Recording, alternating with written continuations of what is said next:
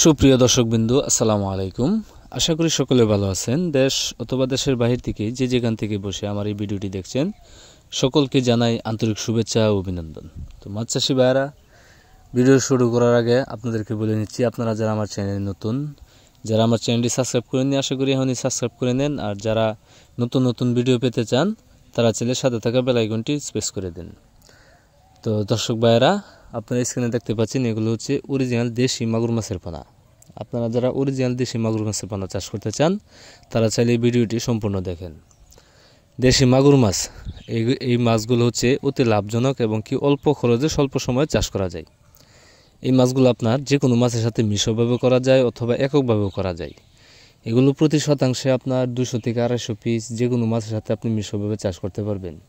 আর যদি এককভাবে করতে চান, 400 থেকে 500 পিস আপনি অনায়াসে এই মাছগুলো চাষ করতে পারবেন। এগুলোর খাদ্য হিসেবে দিতে পারেন আপনি সরিষার দানার খোল বা কুড়ার ভুসি, বা ওই বাজারের যে রেডিমেড ফিড খাবারগুলো আছে, ওই রেডিমেড ফিড খাবার খাওয়াই আপনি এই মাছগুলোকে বাজারজাত করতে পারবেন।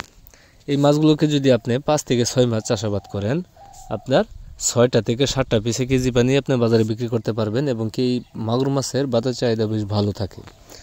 তার কারণ হচ্ছে এই মাছগুলো খেতে খুবই সুস্বাদু, যার কারণে বাজার চাহিদা অনেক বেশি।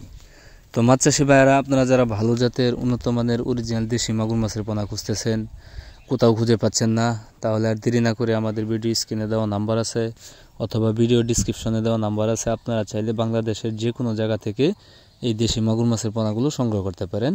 আমরা আমাদের হ্যাচারি থেকে সমগ্র বাংলাদেশে অক্সিজেনের মাধ্যমে যে কোনো ধরনের মাছের পোনায় হোম ডেলিভারি দিয়ে থাকি, অথবা আপনারা নিজেও নিতে পারবেন।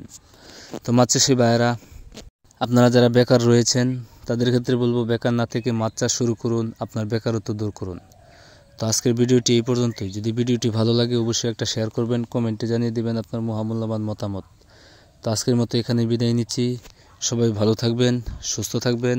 আল্লাহ হাফেজ।